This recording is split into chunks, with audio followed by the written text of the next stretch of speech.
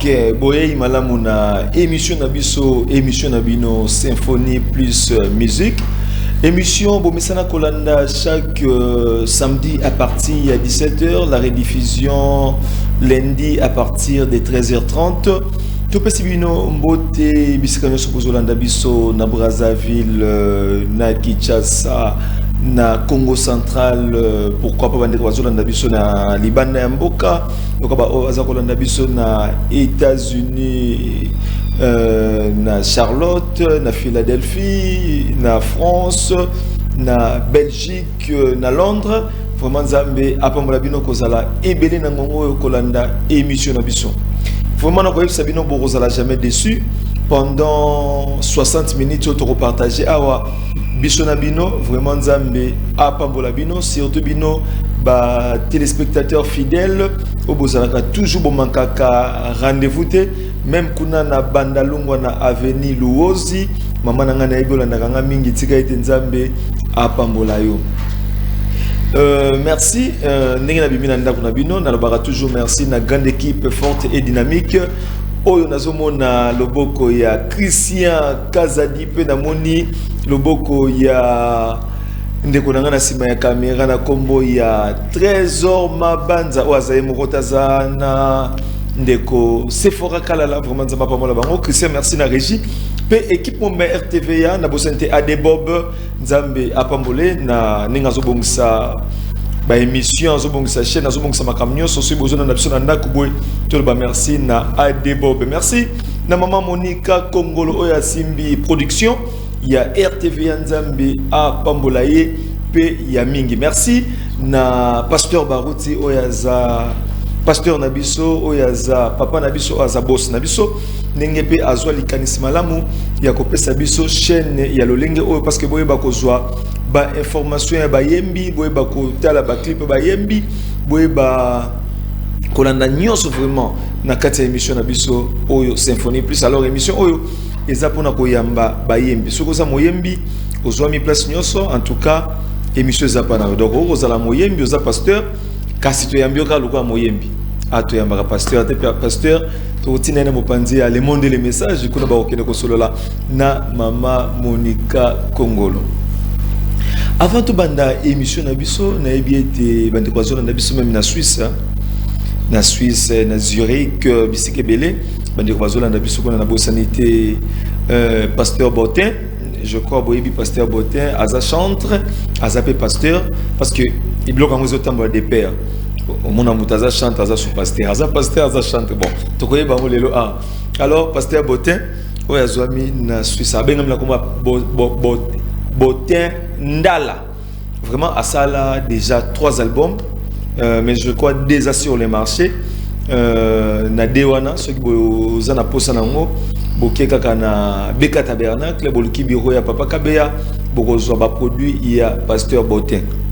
Entre temps pasteur Botin azobongisa album moko o déjà ba clip nango pesole kana RTVA et ça 3e album né à vie hein et ça 3e album et bien na combo ya expérience dit chacun oui c'est vrai mutuna mutazana expérience na ye hein surtout chrétien so azana expérience surtout soki bozu chantre moko boza pasteur bopika parce que banze moné kozala makase kozala banze mo même ezokuta na prédication ayeko bimisala biso na ndenge ya nzembo parce que prédication ekozamula ekozwa 2h 1h30 mais avec la chanson akoko utiliser même 6 minutes déjà prédication mobimba bozu yango alors Christian pesa biso clip moko ya pasteur Botin yango ekoyeba kokotisanga na ben ya émission na biso lelo boza pété parce que kala mingi te bozoyeba nani nazoyembela bino lelo alors bo sepela komona ye peut-être misuba yebi ete nyonso ekoyeba na awa na kati ya émission na biso symphonie plus Tolanda. Ma religion n'est pas d'occasion, elle serait d'occasion si je me basais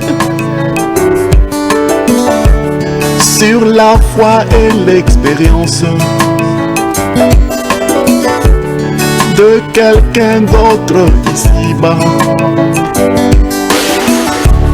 Mais moi j'ai la foi en ce que dit la parole que moi je suis. Je sais ce que Dieu a fait de moi.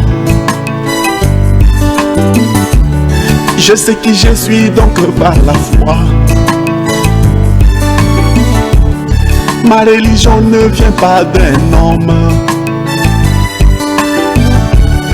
mais ma religion est aussi moderne.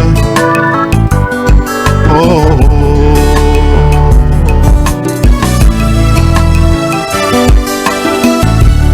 Élisée aurait eu la religion d'occasion si après que Élie soit parti, lui était seulement resté là-bas à témoigner des œuvres d'Élie. Mais comme il ne voulait pas de cette religion, il lui demanda une double portion afin d'être lui-même le témoignage et non pas seulement se baser sur l'expérience de Élie.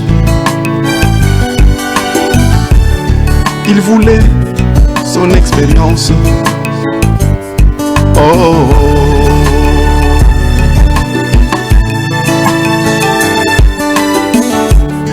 Branham en parlant de Dieu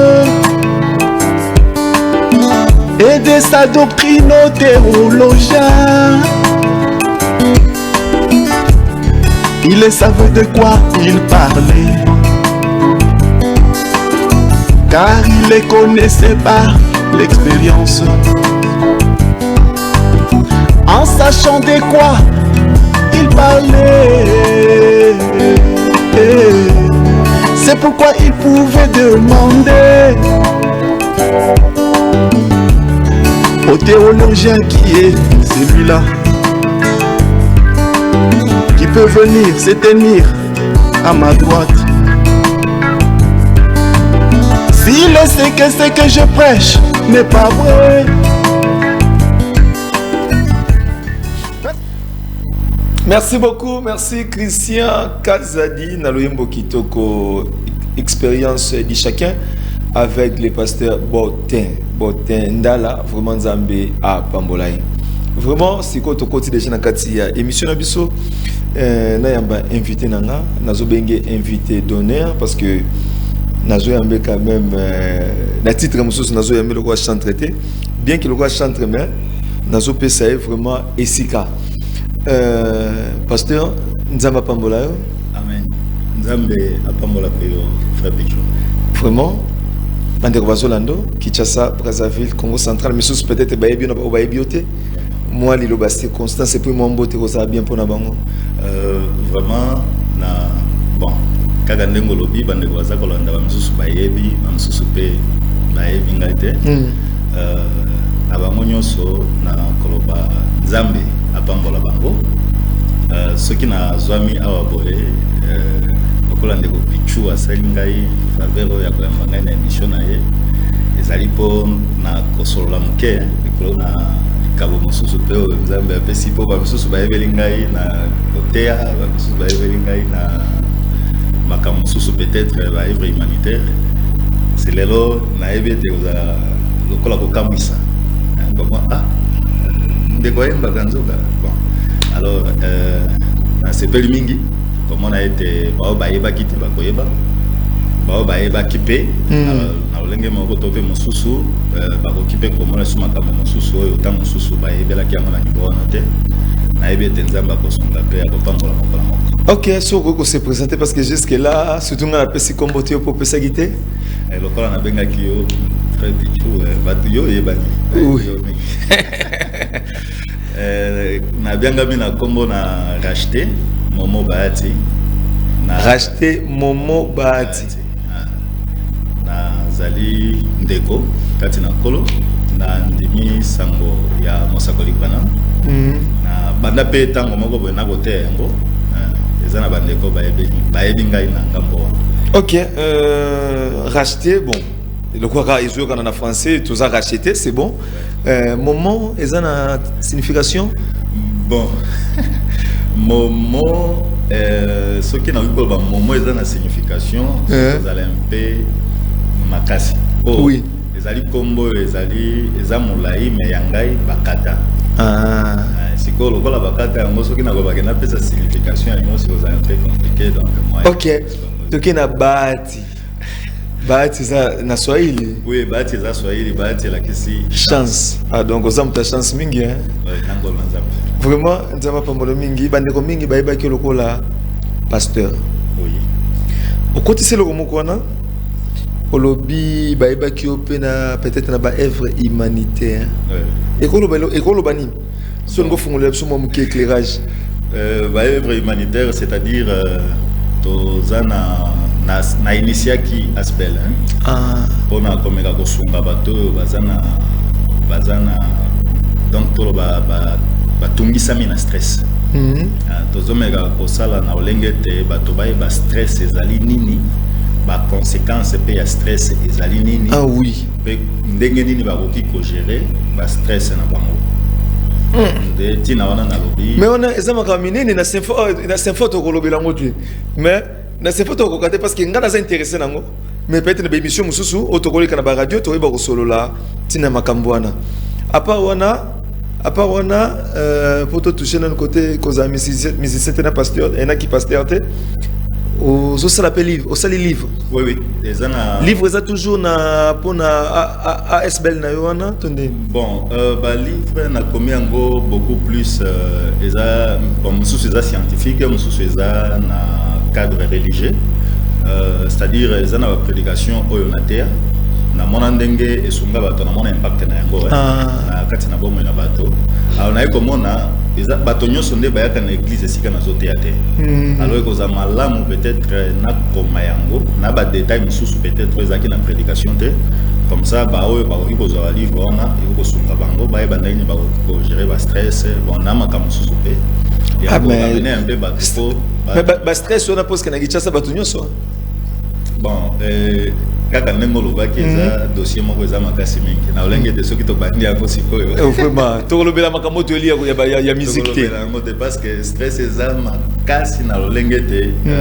nayebi te soki intervention esalemi te na bambolo ezozala liboso awa nayebi te soki situation bato kozala ndenge vraiment merci problème ba tension ekozala ebele ba AVC ekozala ebele ba arrêt cardiaque ekozala ebele tokozapena ba fou ebele na balabala oh ezama kamo ebele il faut se rendre au gouvernement alors yebisa bisona nous précisément au vandi na mbokani bon pour le moment na okoloba nazali na tamboli mwa mingi na bamboka ya Congo kasi pona sikoyo nazali na Kampala kuna na Uganda kasi Kampala na Uganda ezali mboko ezali tokaboli ndebo na Uganda kasi pona misala na ONG nazali kosala yango mingi na Goma kasi libota eza kuna na Kampala na Uganda église mosusu pe ezali na Rwanda donc ezali na tango nazalaka na Uganda eza na tango nazalaka na Rwanda eza na tango nazalaka na Goma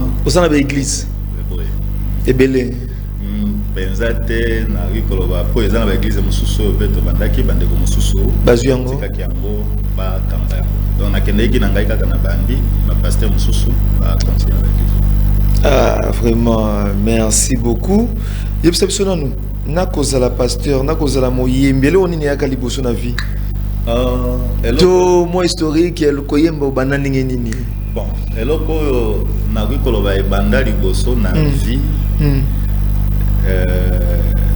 nakikoloba nyonso mibale du fait que nsima na ngai kondima nzambe nazali koyemba mingi nazali kolinga koyemba kasi bato bazali koloba na ngai ete nayebi koyemba te bazali koloba na ngai nayebi koyemba te et puis au même moment eza na bamosusu oyo bazali kobenga ngai pasteur alors nazali kosolola na bato ebele na oyi kote ya iloba na nzambe kasi ngai nazali komimona ete naza na ngai mosali na nzambe te nateyi ye kaka namemi ye na église babatisi ye akobi na ye kobika loba na nzambe kuna C'est quoi tu vas dire combien ngai pasteur ba musuba combien ngai pasteur ya quartier ba mususu bon ba ko tu ba oya ko tu la pe bazanga kate ba musuba combien ngoka pasteur na cadre ya ko tu la kaka c'est quoi na ngambo ya koyemba soki na yembi non ils appellent ko tu la te monsieur ezaka parce que ba muno zobika bien parce que biso nso tozala ki komona même na ba classe c'est aux otanga bazo bengo pasteur na kata classe peut-être ba moni ngozo vivre oui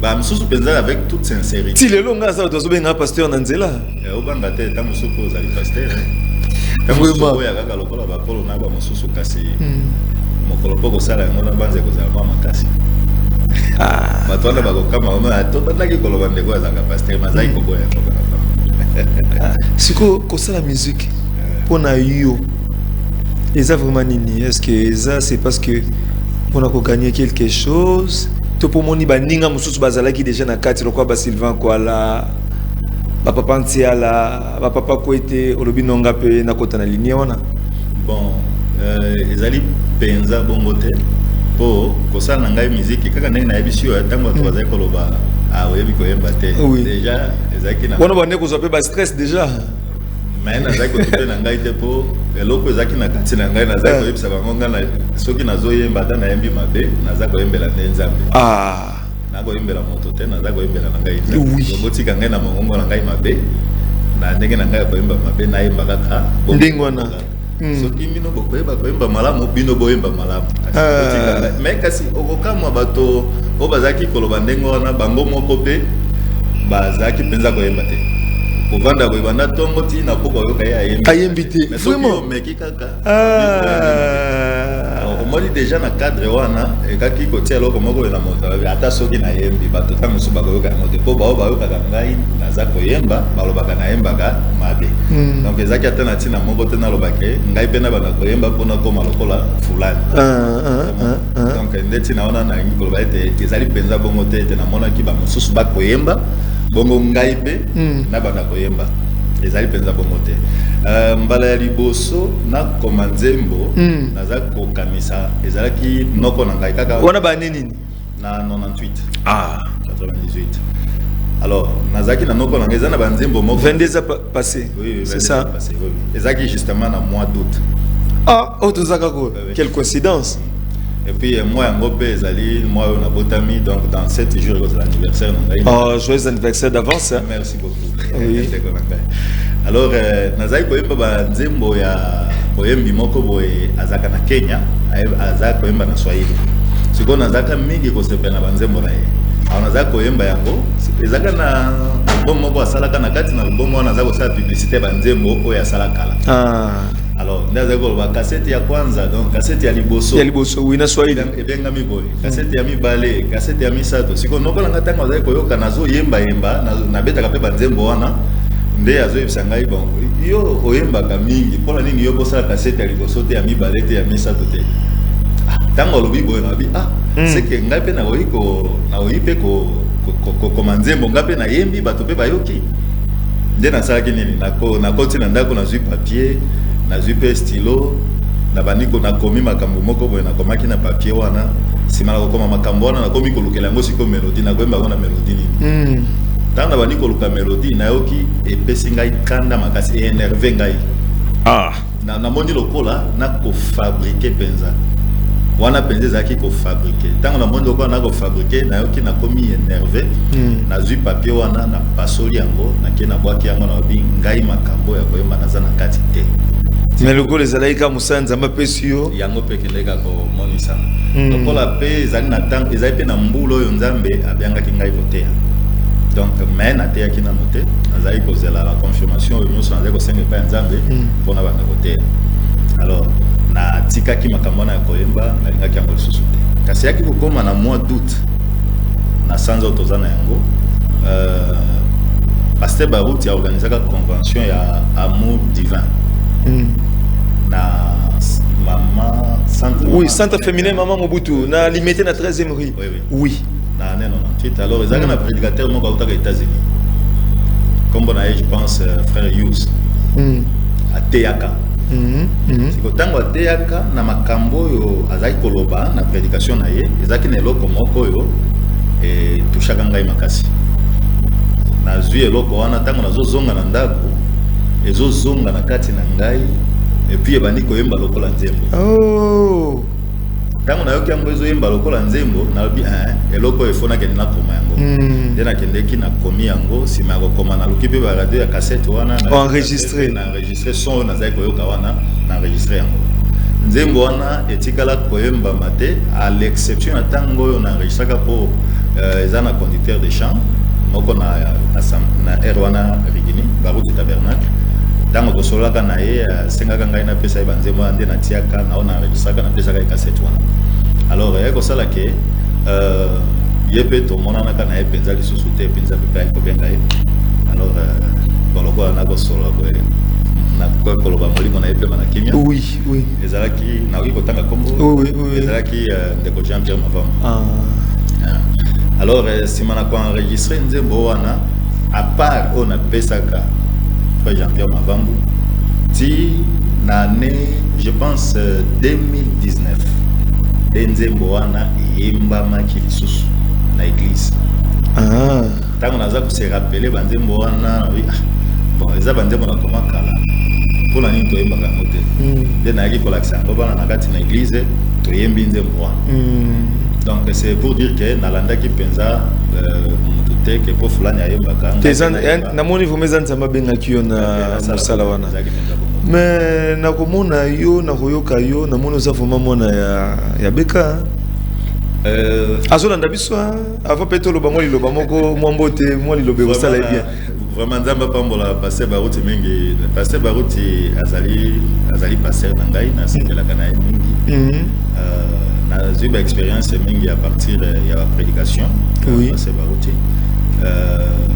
Tant on a vendu côté à oui, tu as les cacarana momoké. Tant on a vendu côté à tant on zamba beningai.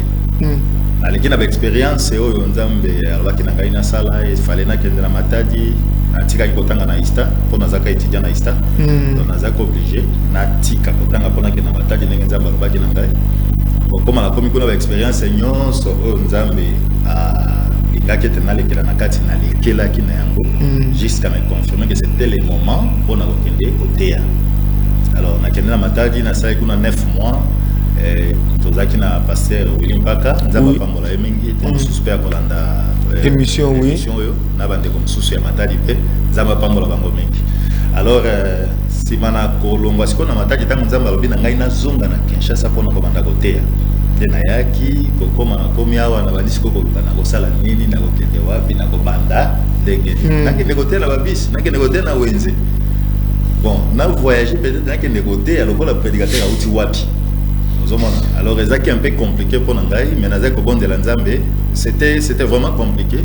Nasalaki presque 6 mois nalalaka te. Oh, Pongeza la gâte. Pongeza la misu mais misu kama gâte. Bon, c'est une situation un peu compliquée. Jusqu'à ce que nakenda comme on a pasteur Baruti, ezalaki na sanza ya mitano. Ya année 2000. Donc, en 2020. Na 2020 yango pe na kokisi 20 ans na ministère. Donc pour ngai eza 20 wana eza un peu yo 20 le bela ko mingi ya. Mingi. Alors pour neo na kokisi 20 ans na ministère.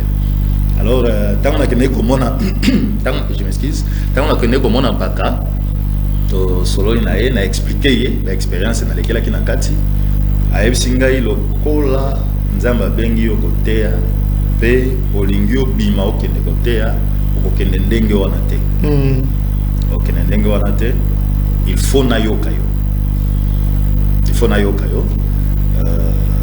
na ebisi problème ezate. Mais il y a une juridiction, na juridiction ni na juridiction ya lemba.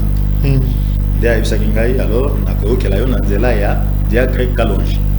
Et c'est comme ça que na théâtre na juridiction ya lemba. Le 23 mai. On est pas date inoubliable. Inoubliable parce que date yango ekokutangai à Kinshasa na période na bandaka ministère. Na eko za la bloquer na confinement. Na confinement, c'est ça. Donc 20 ans après mois de mai et kokutanga na Kinshasa za bloqué pona ngai za expérience moko ya makasi oté na juridiction na juridiction sangwe komeli beka. Oui sangwe komeli beka parce que diacre pe sepela kana makasi honorable Kalonji En tout cas, les locaux, semaine prochaine, il y aura côté Abisso. C'était prévu dans Théakaka, jour. Tellement que nous avons pas qui biso c'est là qui est la semaine prochaine na épée na té biso c'est là qui makasi si manawana nde na kende ki ok ok o confirmer musala o ko zonga la subeka ko zonga moment o ko zonga la beka za pona consécration na yo oui exactement beka mta a consacrer yo oui c'est-à-dire na sala ka boye si mala komanda côté na zaki na ngana ba confirmation nyonso possible c'était je n'avais pas de doute mais na loba ki boye loko les ministères côté pas na Nzambe alors na kosepela ndenge Thomas Paulo Asalaki 14 ans yango na beka zo consacrer 14 ans voilà 14 ans bongo azonga ki lisusu epai ya bampaka mpona komeka kocompare évangile na ye na ba paka ya Jérusalem soki azali côté ya kaka ndenge moko na bango yango wana nga Christian Sano na mona pe yo ozaki ozwi poids pasteur Aussi poids. Vraiment.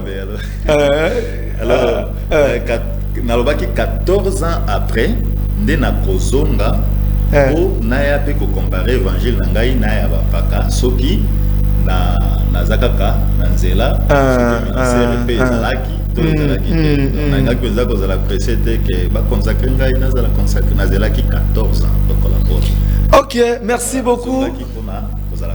Merci beaucoup pasteur Nzamba Pambola yo tango pesa ko kende mengano masolezo kende ka be milai mais to ebito ko sous temps mukolo mosusu. Alors émission yo tozo banda déjà ko sona pasteur natina o Italie carrière na epé o Italie musique na na kosenga na Christian Kazadi a opesa biso clip moko ya pasteur Bahati to sona natina nango comment okomuna Nzemba mutu ebengami 2020. Alors, nous avons dédié Eric Shababa. Eric Shababa, na Charlotte. Et puis, na bien-aimé Fernand. Fernand, na Philadelphie. Zama Pambola Fernand Iyange. Alors, na Pesibino Nzembo Tolanda. Bongo Touré Barozong.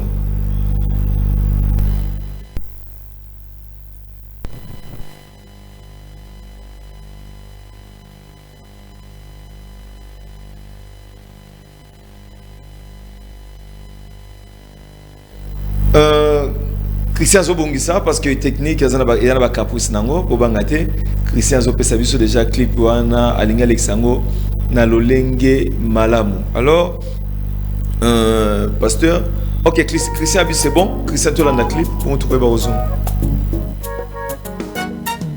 Alléluia. Gloire à Dieu. Une année remarquable. J'étais à la maison et je priais le Seigneur en lui demandant la particularité de l'année nouvelle, année 2020.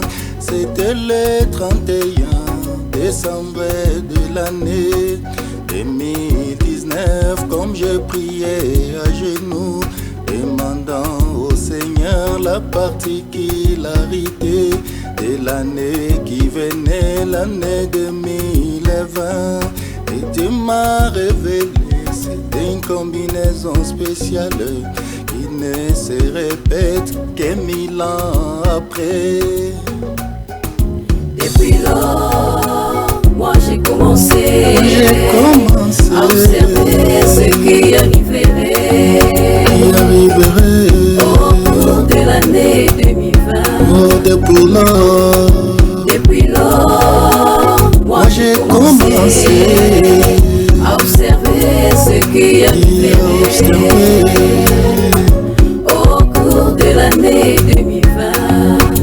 Année 2020, une combinaison de deux chiffres qui se répètent l'un après l'autre. Année 2020, combinaison remarquable. Pour la première fois qu'il y cette combinaison, après la naissance du Seigneur Jésus, c'était en 1010. Et La prochaine sera en 3030. Année 2020, combinaison remarquable. Depuis lors, moi j'ai commencé à observer ce qui arriverait au cours de l'année 2020. Oh, depuis lors, moi j'ai commencé à observer ce qui arriverait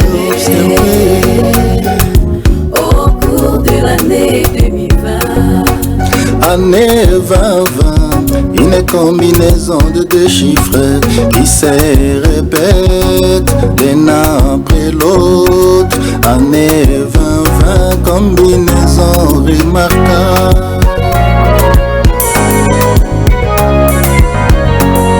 J'ai bien remarqué que le 31 décembre 2019 enchaîne l'ancienne civilisation dans la ville de Wuhan.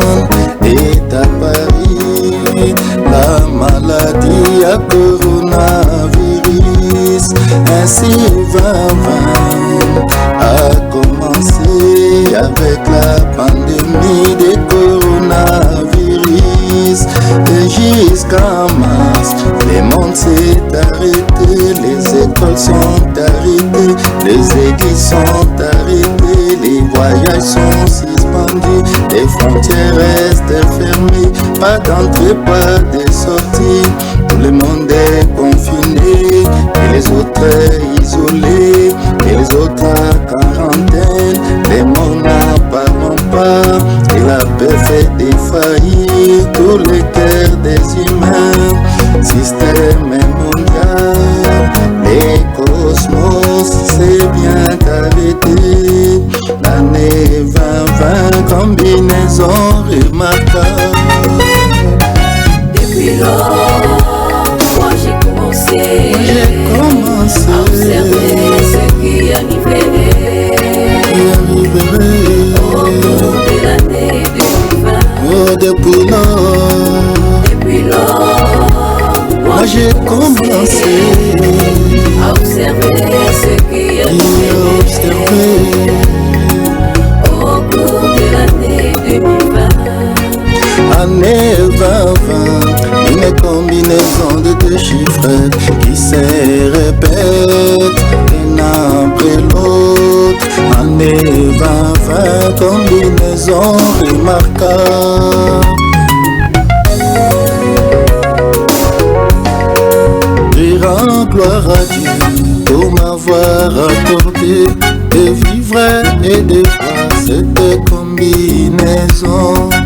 Année 2020, combinaison remarquable.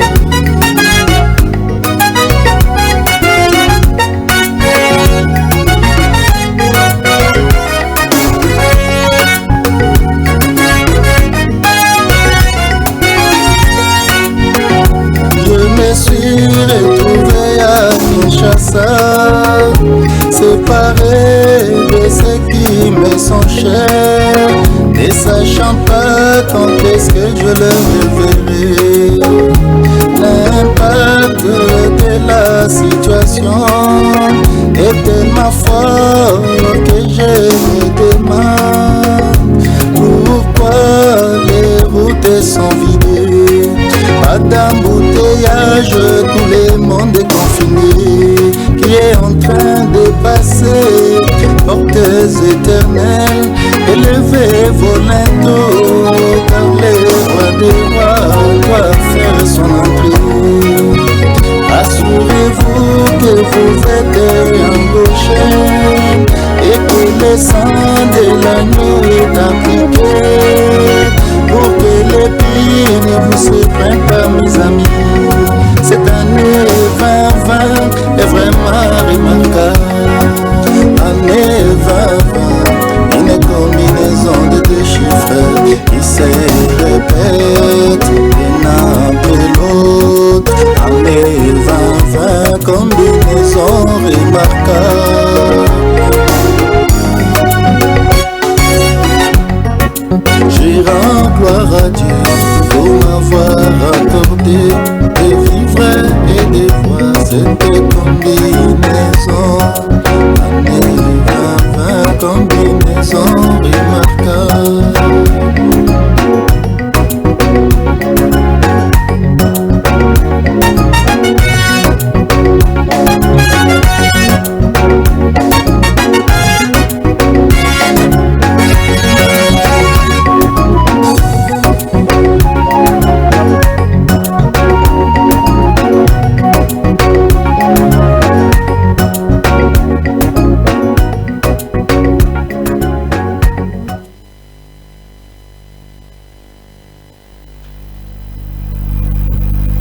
Ok, merci beaucoup. Na Loembo Kitoko 2020, il y a pasteur racheté Momo Bati, vraiment Nzambe à Pamolae Yamingi. Alors pasteur, voici. Ozo compter déjà l'album Boni, Bando Bandi Carrière na yo? Bon, Bando na Bandi Carrière, d'abord na Koloba Boye. Depuis na commandé Balboso na année 98 wana. Na tikala penza ko commande sous te na tikala ko enregistrer te. OK, na sala album. Mais on continue toujours comment? Oui, na komaka. C'est ko combien belé? Na combien moi belé. OK.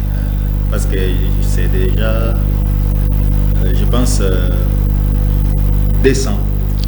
Pardon? Oui, ça peut atteindre 200. Parce que vous avez combien? Ils ont recueilli moi na ngai moko na église tango mona ki na lobaka na bandeko ba komango mais ba zo sala un peu ba retard que et sans que na yebisa ye c'est donné qui peine parce que ceux qui na eu inspiration na komi na écolisa ka bango to yembi ya mona église alors abi pesa ki devoir wana ya kokoma zwaki banze monyoso akomi yango ya recueil oyo na salaki bon na recueil wana sukisi yango na 120 aba misusu wana ikozwa recueil misusu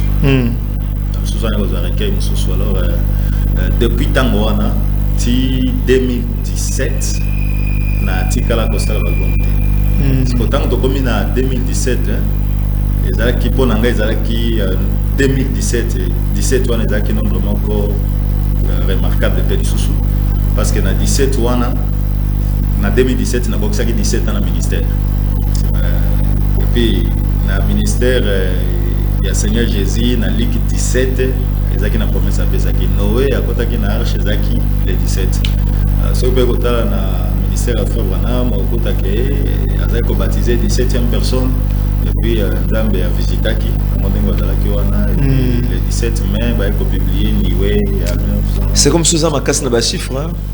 Bon et tout ça il a tango parce que toi qui a 17 na bi que toi qui ne koka ya 20. Oui oui bon on est à la parenthèse dans fongoli pour la collection na komaki na album.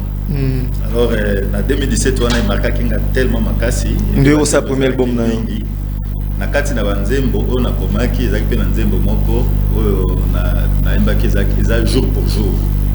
Alors na jour pour jour wana nazaki ko emba concernant ministère ndenge Nzambe asubaki ngai ko évoluer ti na 2017 wana. Alors na yiko zo siko likanisi ya koloba to enregistrer ngo parce que ils quand même na bande comme suso ba kolinga pe koyoka ba ko apprécier peut-être tant ce repas ngo la bango. Alors tika to enregistrer ngo comme ça to ça la ki ba suso pe bazo voilà premier album na yo wande premier album on côté dans au studio de la côté la studio tant obi bato musu bazo ngo ya kokaba bon kozwa ezali dans le sens éthique la kaka na biso moko te bato c'est-à-dire ndenge akenda na studio so moni bafutisaka bongo bafuta bongo bongo ebele epi batungisaka mwa mingi bon sikoyo to bakokaba soki bongo ezala yango tosali yango tokoki mpe kokaba parce que toza mpe na ntango bato balingi biloko ya ofele mingi mais mosako na biso azali mpenza kolinga biloko ya ofele te oui azalaki mpo na makambo na Nzambe azali kolinga eloko nyonso esali mpo na Nzambe soki ekosenga mbongo azali kofuta yango ngai mpe nasepelaka ezala ndenge wana donc kozwa dans le sens ya koloba baappuyé mpe biso basoutenir biso basombi yango oui mpo mbala nsima tosala su mosala mosusu ezali presque 200 chansons sikoyo na ba 200 chansons wana tokosala ezebele to enregistré nyonso comme ça bato bakozwaka recueil wana bayebi mpe ke nzembo eyembamaka boye ezalaka boye ole balukaka lisusu nzembo ezalaka ndenge. Alors c'est un peu ça. Alors en 2017 wana nde nazwaki décision wana to enregistré sikoyo ko enregistré ya liboso na mekaki tosalaki kaka na Kampala kuna mais ici va qui pensa tellement que bon ingénieur wana na évité na kolbaneli mais ça qui nous a monté na zako obligé na que négocier la yango na négocier la na Congo lokola na mekaki ngona nzambe beko sana mosiko na 2018 lancement nango ezalaki na 2019 le mois de mars bazaki album Alboso titre na yango ezalaki vers le soir ezalaki na 9 chansons. Oh, tu as rebellé, hein? Bon, voilà, pédale, comme ce soit, on a mon campagne qui n'est pas dans les bâtiments pour l'année, il y a un peu de qui n'a tient à il faut comprendre encore après pourquoi il y a la neuf. Donc, au Salé Liango, le clip Nango. Oui, le clip est Salé Manki. Par exemple, ceci là qui. Non, ceci là qui. Olivier peut pas concert Nango. Bon, on a lancement officiel, tout ça, le concert. Depuis Tangoana, mon occupation est tellement minime. Oui, hôtel à côté qui pasteur, hôtel à côté Koyemba. On a besoin de temps à se concentrer pendant ça le concert. C'est un peu difficile, mais tout ça comprendre de façon qu'ils allaient régulier. Premier album ça qui va moyen non toi vous avez quand même un producteur moi mon anaki. Bon, premier album on a en tout cas na bandaki yango na ba moyen na mon personnel. Ils allaient qui n'ont pété, ils avaient qu'un sacrifice. Oh. C'était vraiment un sacrifice. Ça t'a confirmé donc sur la ville colonne yango sacrifice gars. Oh. Parce que na makambo nzambe ceux qui pensaient se sacrifier pété les aliments pas si pour pesa eloko nzambe tina katina yo. Donc il faut vraiment je m'excuse, il faut vraiment sacrifier ses âmes. Alors na bandaki yango na moi bambo moké na zalaki nango. Et puis comme na tango moko ezalaki na de commencer moko nzambe a tiaki na motema na ye ke a prier pe yango nde a priaki de to komaki tina ba ko sala ba clip nzamba pambola mingi Serge Germain mungu akubariki sana. Alors a priaki yango to meka ko sala ba clip petit ndenge nani album na ekosi wana eza olobi oya ozo sala tour ya confinement te ona saki on le bosso donc yenda zaki lokola le producteur zaki te yo sali yango et puis Serge Germain ayeko épauler. OK wana ya liboso. Alors lelo o tonto le blaza 3e mais deuxième tout monde a placé bimate papa nanga il n'a perçu mais to kaka deuxième obimisa nango na mboka nini. Bon deuxième wana na sala qui moi vaquer normalement parce qu'on est ça les qui na 2019 na mars na sala qui deuxième na ça qui va audio nyo sezali la linga qui na bimisa yango na 2020 awa mais na début ya 2020 ngo ne ba makamba coronavirus e bandi na pe na yaki awa na kangami awa donc etika ba audio pause mais tu récupérer ngo. Oui bien sûr parce que ba audio eza il fallait que ça lango ba clip. L'État aussi la clip ngana kangamia alors ngana kangamia ba inspiration banze mo mususu ye mais on a ce que va tout renverser parce que troisième encore ma deuxième en tout cas comme le troisième deuxième comme troisième OK confinement et le bellionini et puis si yo ba pemela mususu ya makasi. Ah bon oui confinement et puis singa pemela ya makasi et puis ils appellent loko na annonce qui yango na début année oyo le bagani na début année. Bon, on a sauté tant que sous on a posé une question encore après si on a évité mais na ko solo ga kana début année ko kana ndenge na comprenant qui nombre 20 na déclarer qui que année oyo e ko la année à repos ko za année à repos bosali mingi.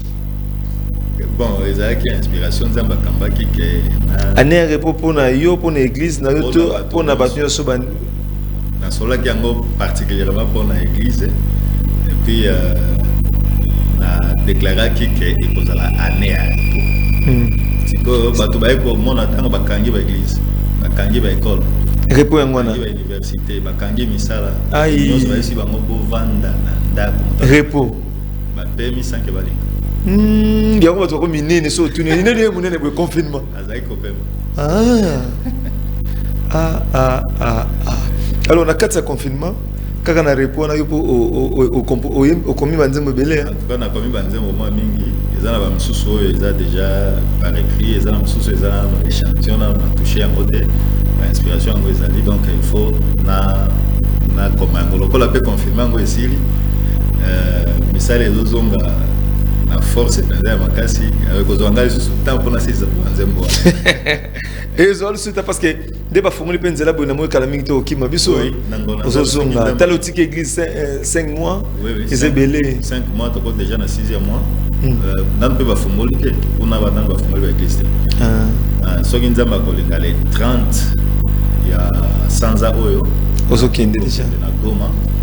Après Goma, dès qu'on a connu la frontière, pour la famille, maintenant organiser la monsala pour les Goma. Après, mais je pense que ceux qui vont faire la frontière, na kota la bandeko, bazana Rwanda, après na côté siko, na Uganda, kota la. Ok, merci beaucoup pasteur. Tout ce qui n'est pas ce qu'il y a qui ba élément aux anango. Peut-être au tourner nos clips mingité, c'est ça? Oui, na album où les clips moi quand on a sali. Mais on sous les encore parce que va audio nango les dans le studio. On a essayé de parce que vous avez 7 chansons. Oui, ami balé on a za koloba et ami vous en a 8 chansons. Les en a 8 chansons. Donc tu vas dire 9, c'est ça? 8. 7. Ah non, pasteur, n'invitez pas nous comme ça. Alors, tu sais, dans la Christian, peut s'habiller extrêmement quoi? Oui. Il y a playback to benga. Oui, playback. Christian peut s'habiller extrêmement quoi kuna, tu es bakolanda. Moi, je te lance un message qui est plutôt urgent. Faire revivre les principes de la parole. Car tout le monde est corrompu à une grande échelle. Les autres étaient haïront, mais ne te laissez pas. Tout le monde est corrompu à une grande échelle. Chacun est libre d'exprimer ses arguments. Tout le monde est corrompu à une grande échelle. Je soupire et je gémis avec la nature. Où sont les fils de Dieu manifestés? Les fils de Dieu manifestés dans cet âge. Car tout le monde est corrompu à une grande échelle. Les églises corrompues, des vies corrompues, des mariages corrompus, mes bien-aimés. Le monde s'est infiltré parmi les croyants. L'église est séduite par le monde. Tout le monde est corrompu à une grande échelle. Tout le monde est corrompu à une grande échelle.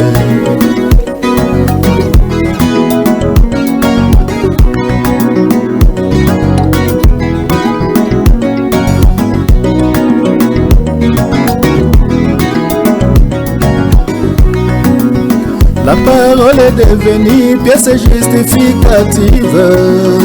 Tout le monde est corrompu à une grande échelle. Partout il sera soit un panneau publicitaire de Jésus-Christ. Soit toujours un modèle, vie la parole. Merci beaucoup na Christian Kazad na Loembo Kitoko, le monde est corrompu. Tout le monde est corrompu. Tout le monde. Ok, tu dédié na frère Kopsom, Oazakolanda Biso, je ne sais pas, depuis quelque part, na été sur Bandalungu to Ngiringiri. Vraiment nzamba pambola mingi. Alors pasteur, Nzembo Oyo toujours na kati ya album ya 2020. Olongolo bani na kati message ni za na kati wana. Message za na kati na Nzembo ezali koloba ete sokolandi to strophe wana ba nane Christian oti côté la biso. Je te lance un message qui est plutôt urgent. Faire revivre les principes de la parole. On tozana âge moko yo bato bazako promouvoir mingi droit de l'homme. Et puis eza âge ya droit de l'homme. So Paul andi âge yango madame ndenge Bible décrit yango ogabi je suis riche, je me suis enrichi. Je n'ai besoin de rien. Okuta ke mutunyo so zana argument na ye. Mutunyo so yebi. Alors, là c'était. Oui. Après avoir minutieusement étudié ces phénomènes-là, on a comprendre que ceux qui ont continué à se retrouver des bandes makasi. Parce que nous sommes dans la raison. Ce que bandi kolobana muteloko, déjà bandi ko défendre tornaye et puis à cause de l'obananzambe a utilisé yango yango yoki na embi la parole est devenue pièce justificative. Donc ce n'est plus vraiment quelque chose qu'on utilise pour vivre, mais juste pour se justifier. On doit saluer loco et puis Azul Wanzambe a présenté encore. D'ailleurs, Bible d'ailleurs, frère Branham a vu tout est que place de Foulane. Donc au bout que c'est plutôt des justifications pour de la vie. Alors ça c'est une corruption. Et je me suis référé à la prédication à frère Branham, l'église est séduite par le monde. Ce qui frère Branham a dit qu'il y a un Branham tabernacle, une église séduite par le monde. Alors il y a la bonne ici qu'on a l'église épée sous. Alors pour les gens qui ont belé, ils ont ça les mains. Donc ça va détailler parce que dans ça qu'on va la moyembi. Oui. Parce que namona makasi za kubatama parce que soto bibisango ezala moi yombe. Donc la corruption ils appellent ça makasi. Et tout le monde est conscient. Tout le monde est vraiment conscient. Quand on est dans sa lobby, ndenge a interprété Chrétien ya Mos Kolobake, il y aura un temps où il y aura la famine. Et les gens vont se déplacer d'une mer à une autre pour la Colombie et aux Alabie et Zali de confusion. Pour le Canada, et puis Zacharia, le Baki Ango. Bateau qui est dans l'église, mais ils ne sont pas satisfaits. Donc ils ne trouvent pas ce qu'il fallait, la confusion, ils ont épelé, tout ça. C'est comme ça que dans Mba Kinze Boana, tout le monde est corrompu à une grande échelle. Si quoi si Kayo Zali, le Colamon en Zambé, Zala, panneau publicitaire, Kopé Sanzela, t'es la corruption. Vraiment. Et merci beaucoup, pasteur. On a gardé votre éclairage parce que Christian, au secret, j'ai qu'on a des Nzembois au Tolanda. Et le gros attend ils ont salabiso moi Kokima. Christian peut s'appuyer sur Tolanda. Christian Zanini, pasteur cette fois-ci Tolanda. Donc vieillir n'est pas sorcier. Ah bon? Oui, ça m'a cassé parce que si on t'a comme pas babenge sorcier. Alors on a les Nzembo, ceux qui Nzamba Gosonga, les médias internationaux, Batika Makamana Gotumba. Oui, vous avez raison parce que Ngana Mona, Moutousura Koli, a commis Coco. Oui, surtout mes sous à perdre. À ce sur le côté, à côté mon Anzela Bungi. Tant à Bungi on a balobi. Non, Oyaza, auto quitte un avion à Bungi, pas. Batumbi. Ok, Mouta comme un colo, parce que le Canada qu'on a bango. Christian Tolanana.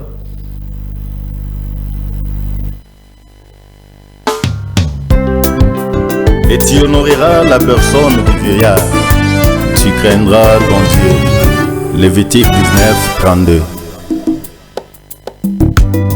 De lui-même ancien des jours, et sont entouré de vieillards. Que fera-t-il mon bien-aimé qui stigmatisait le vieillard? Que lui dira-t-il ma bien-aimée qui stigmatisait les vieillards? Oui, vieillir n'est pas sorcier, mais plutôt une bénédiction.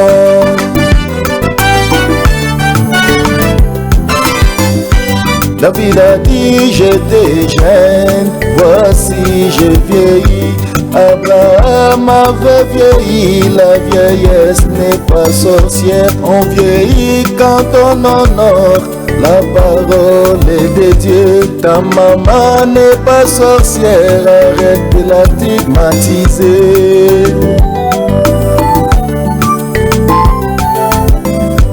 Big Lady ici, papa vieillit, Big Boy ici, maman vieillit.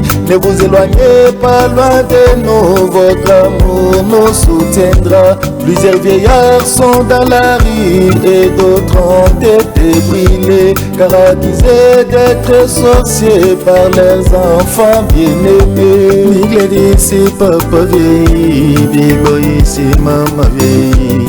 Ne vous éloignez pas loin de nous, votre amour nous soutiendra. Plusieurs vieillards sont dans la rue et d'autres ont été brûlés, car accusés d'être sorciers par leurs enfants bien-aimés.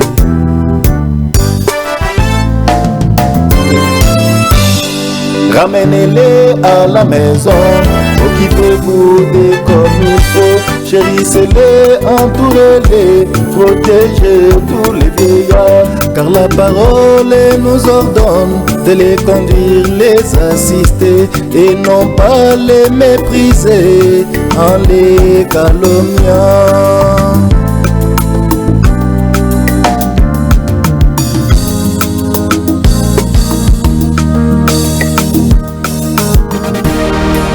Non, arrêtez, ne les tuez pas, car ils nous sont chers. Arrêtez, ne les tuez plus,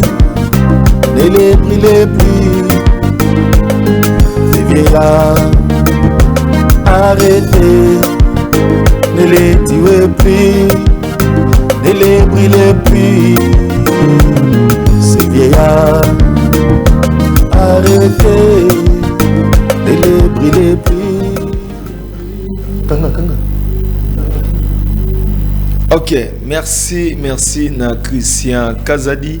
Na dédié nzembo na Isaac Korangi azona biso depuis quelque part. Isaac Nzambe apamolo ya mingi.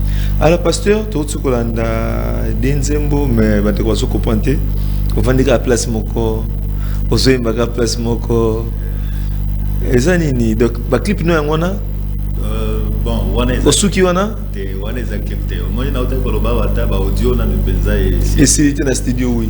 C'est-à-dire le tolo baningo ça boza en plein studio. Oui, en plein studio pas que na voyager les 30 mais je pense que et si là nango clip peut-être ndé na continuer ngo soit na goma ou esika kanzamba koleka. Oui, clip est problème te oui. Donc la paix ko ka mpe ndenge nzamba ko pesa ba moyen donc na osala ngo n'importe où pour qu'ils soient disponibles. Donc avant penza année aussi là avant sans il y a l'ivoire ici là na recette la penza de la clip wana et ça les magique c'est que atayo qui aussi si ba clip no kuna orozongela biso quand même parce que basi pop bande comme so peut-être balandi lelo ba sepe no kana yo zoemba ba sepe no kana bazomona yo vraiment.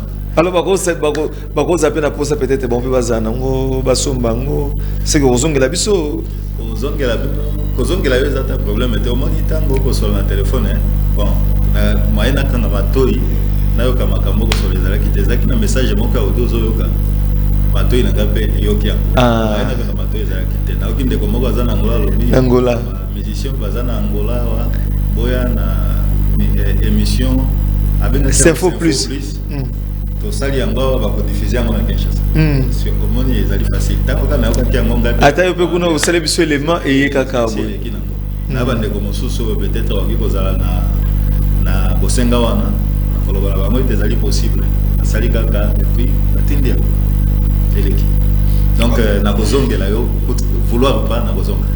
Merci pasteur Christian. L'état pasteur ayeba ko clôturer kota suka tolanda loyembo mususu o tolanda zanini les soldats inconnus. Pasteur banze mono na zo comprendre pété e banze momoko bozo kila batu mawato pour misu baza banze ba condamnation ya kobeta ke oyoki bina nzembo bi me papo ndeni azobeta biso na nzembo yaweza ni mingi na zoyoka bon mingi banze mango eza mingi ya interpeller parce que le roi soldat inconnu wana le roi soldat les vieillards oyo bakotumba bakoko alors que il y a un adage qui dit si un vieillard meurt c'est toute une bibliothèque qui brille. Oui mais les lois bazotumba nde bakoko bia za kasi yango bazo rater moi mingi parce que muto tumbiana oya mukoloni ya owe kotala yo zolo ba o vivaka ndenge nini boye po comme ça ameko fongolelo mo makamususu c'est ça justement et puis yo tumbiye ya bomina na yote yo tumbiye nani nde ndoki yo muto tumbiye alors les soldats inconnus na yebile soki na kopesa moi explication mukende kotuna oui Christian pesa na suka nango opesi biso explication et puis toyeba ko loba mo maloba suka. Merci Mengi. Merci papa. Il y a un centre de lumière si jamais l'homme parvenait à entrer en contact avec ses centres. Oui, sa puissance serait illimitée.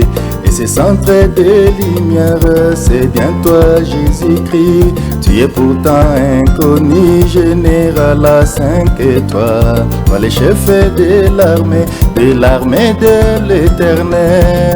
Soldat inconnu, tu es toujours oublié. Invisible aux humains, mais présent pour tous les tiens. Ô toi, rayon X, lumière inconnue, qui peut voir dans les dernières de l'homme.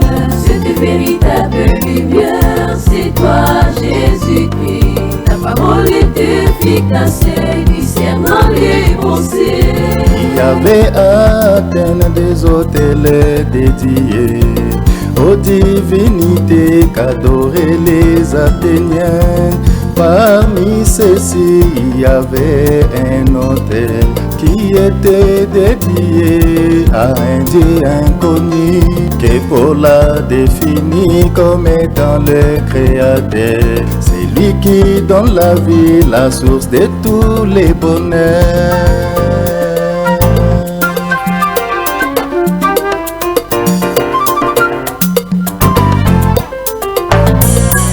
Ainsi j'ai découvert ces soldats inconnus. Son nom est bien connu, mais ne peut être cité par tous les bénéficiaires de tous ces bienfaits. Après les avoir bénis, mais ils sont honteux de lui. Lui qui les guérit toujours, mais ils sont honteux de lui. Il est toujours sollicité pour assurer leur protection. Merci beaucoup na Christian Kazadi. Pasteur, tu es un soldat inconnu? Oui. Oui, soldat inconnu, les alliés, inspiration Zembo, Nazoka Yango. Bon, ils sont là qui, l'année 2018. Le monde entier est commémoré qui fin à deuxième, il y a Première Guerre mondiale. Oui, c'est là que le 11 novembre, à 11h11, l'année 1918. C'est une commémoration, tant que c'est commémoration, on a 100 ans après. Basali yango zinga ya kunda ya soldat ou ya na Kombote, soldat inconnu. Oh, ngai ko kana loba na Nzambe na ebiete po guerre ici là, si bato bazo bomba. Il faut vraiment que balonga pour que non guerre ça nini. Et si oui. Siko po na ngai lokola bato nyonso mokili mobimba pezala ki guerre ya mokili mobimba bake ko kundola yango zinga ya kunda ya soldat inconnu. C'est-à-dire soldat inconnu on a des asilisa qui bitumba wana. Siko soldat inconnu wana nde nani. Zokande na ebiete moto asilisa ki bitumba wana oyo asilisa ki bitumba wana ezala ki Nzambe yemo.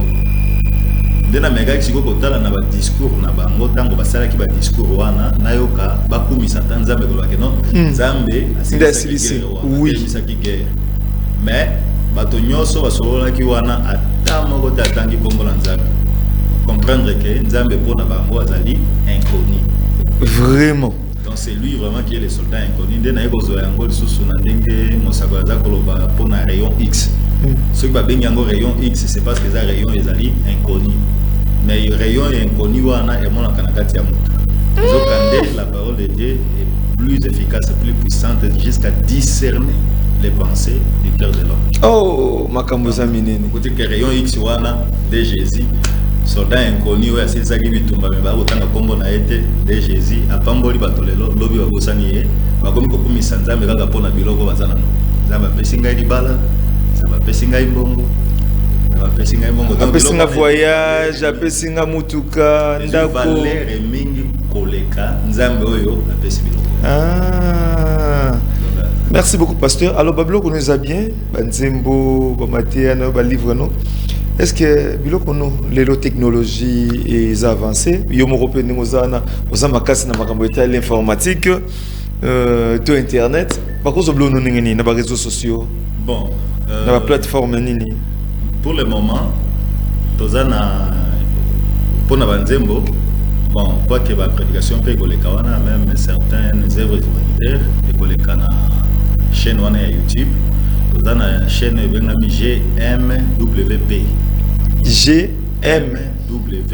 Et puis elle a dit na combo Goshen Music, Worship and Praise.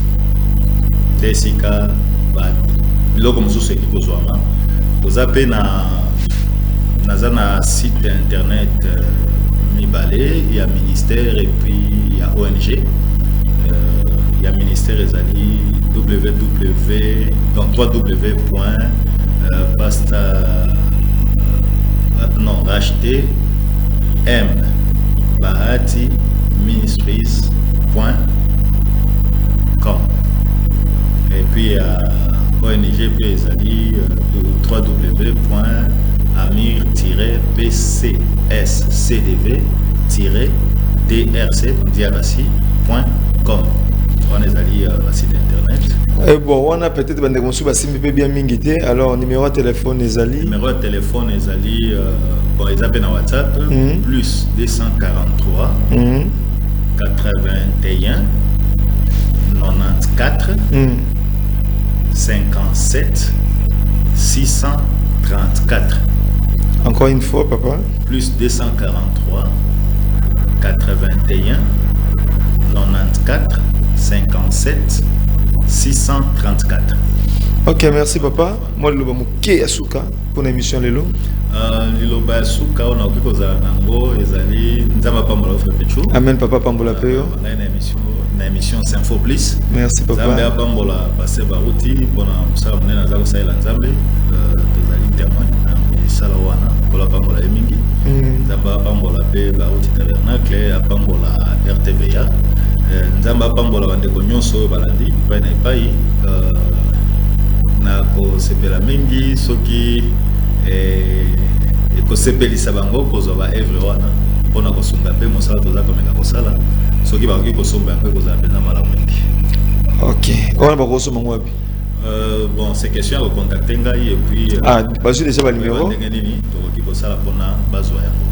Ok, merci beaucoup. Tokomi na suka ya émission na biso Symphonie Plus. Nous avons Pambola Bino sur qui branché soudé connecté na RTVA to kaboli na biso na bino 60 minutes vraiment ezala ki pambate bo vanda boye bo s'installer. Nzambe apambola bino mingi, nzambe apambola Christian Kazadi na régie, apambola Sephora Kalala pe Trésor Mabanza na sima régie, nzambe apambola chef Bob, maman Monica, pourquoi pas pasteur Nabiso, pasteur Barouti Kasongo, le Samo Mobimba. Il y a Barouti Tabernacle, puis les chrétiens dans le monde entier, puis les églises sœurs na Kinshasa. Zama Pambola Bandeko Oyo ba sungaka émission depuis États-Unis. Eric Chababa na ndeko na faire na Iyange kuna na Philadelphie. Nzambe apambola bino alors na bino bozambi sikanyo so bosungaka biso peut-être na prière na bino. D'abord conseil Nabino, Nzamba Pambola Bino, Tokutani lundi à partir de 13h30 dans le cadre de la rediffusion. Merci, Outra Malam.